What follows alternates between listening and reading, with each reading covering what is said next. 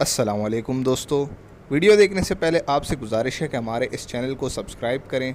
Video کو like کریں، share کریں اور بیل آئیکن پر ضرور کلک کریں تاکہ ہماری ویڈیوز باقاعدگی سے آپ کے پاس پہنچیں۔ عمر رضی اللہ تعالیٰ عنہ نے اپنے بعد آنے والے خلیفہ کو انتہائی اہم وصیت کی۔ وصیت کرتے ہوئے آپ نے فرمایا، میں تمہیں اللہ کے تقوی کی وصیت کرتا ہوں جس کا کوئی شریک نہیں، اور میں تمہیں مہاجرین اولین کے ساتھ اچھا برتاؤ کرنے کی وصیت کرتا ہوں، ان کی سبقت کا خیال رکھنا اور انصار کے ساتھ اچھا برتاؤ کرنے کی وصیت کرتا ہوں،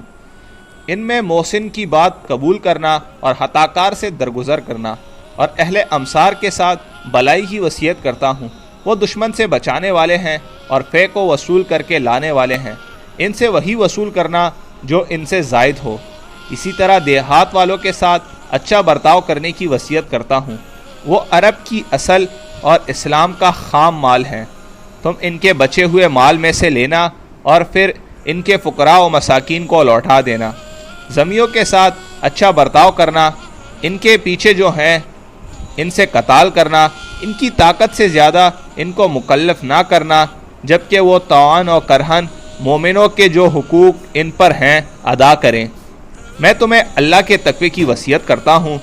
اس کے عقاب سے بچنا، اس کی ناراضی سے خوف کھانا کہ وہ تمہیں کسی شک میں مبتلا پائے۔ تمہیں میری یہ وصیت ہے کہ لوگوں کے سلسلے میں اللہ سے ڈرتے رہنا اور اللہ کے بارے میں لوگوں سے نہ ڈرنا، رعیت کے ساتھ عدل و انصاف لازم پکڑنا، ان کی ضروریات کی تکمیل کے لیے مالداروں کو ترجیح نہ دینا، انشاءاللہ اس سے تمہارا دل محفوظ رہے گا اور تمہارا بوجھ ہلکا ہوگا اور تمہارا انجام کار بہتر ہوگا،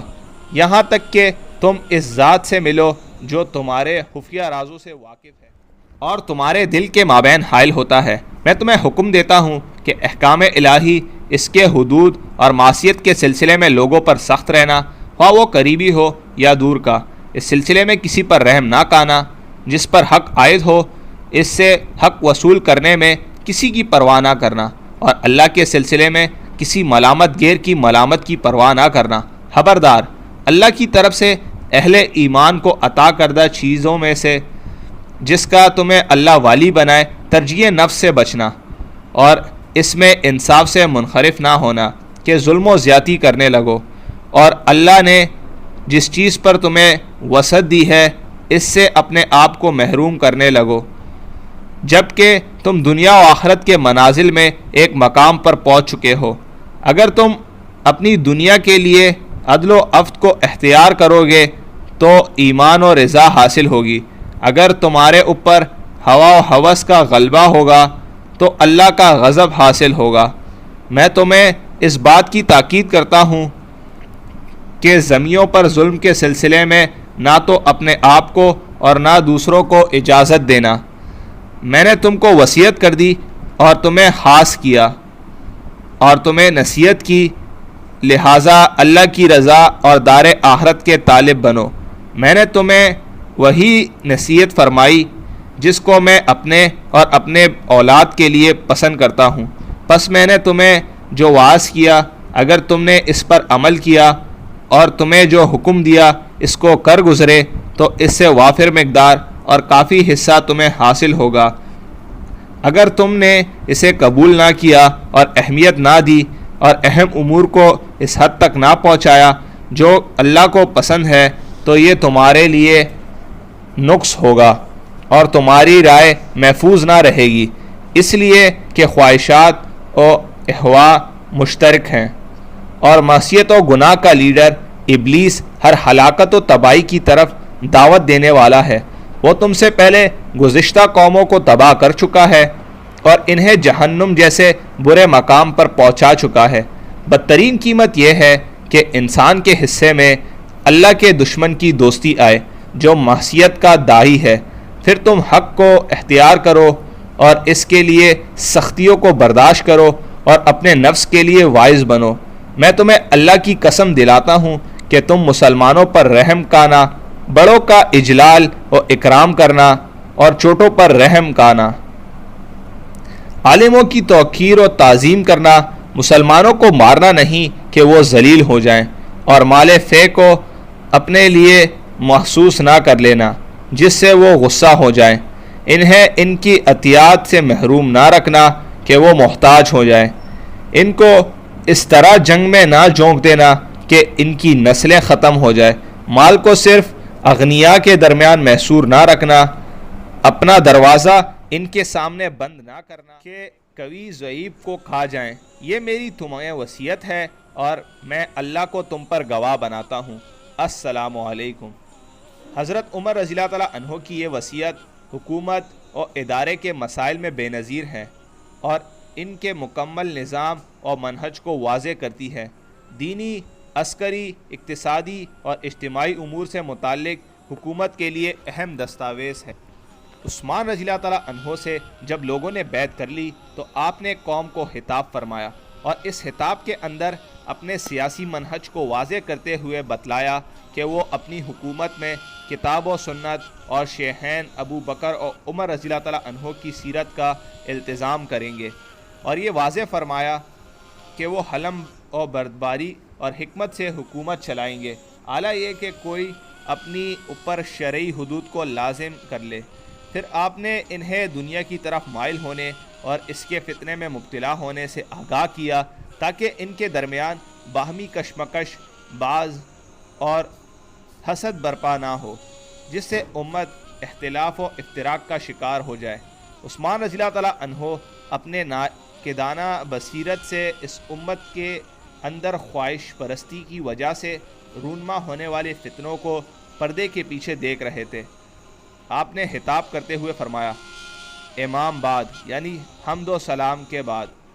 مجھے خلافت کا مکلف کیا گیا ہے اور میں نے اسے قبول کر لیا ہے۔ خبردار، میں بدعتی نہیں بلکہ متبع ہوں۔ آگاہ رہو، تمہارے لیے مجھ پر کتاب و سنت کے بعد 3 حقوق ہیں۔ اول یہ کہ میں اپنے سے پہلے گزرے ہوئے لوگوں کی ان چیزوں میں اتباع کروں جن پر تم نے اجماع کیا ہے اور طریقہ متعین کیا، اور تم اور اہل خیر نے جو طریقہ متعین کیا ہے وہ تم لوگوں کے سامنے متعین کروں، اور دوسرا یہ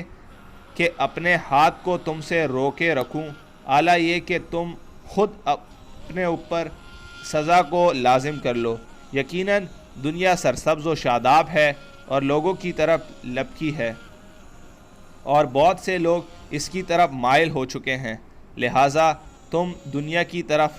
نہ مائل ہونا اور نہ اس پر اعتماد کرنا۔ دنیا قابل اعتماد نہیں، اور یاد رکھو وہ کسی کو چھوڑنے والی نہیں ہے، اعلیٰ یہ کہ جو اس کو خود نہ چھوڑے۔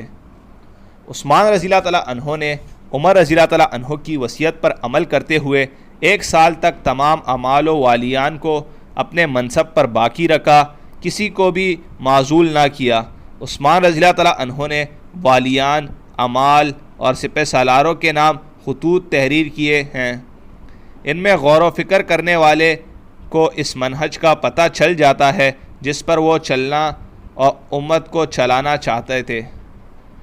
تمام والیان و امراء حکومت کے نام عثمان رضی اللہ تعالیٰ عنہ کا پہلا حد۔ حمد و صلات کے بعد یقیناً اللہ تعالیٰ نے امراء و احکام کو حکم فرمایا ہے کہ وہ راعی نگہبان بنے، ٹیکس وصول کرنے والا نہ بنے۔ اس امت کے اولین لوگ راعی بنائے گئے تھے، ٹیکس وصول کرنے والے نہیں بنائے گئے تھے۔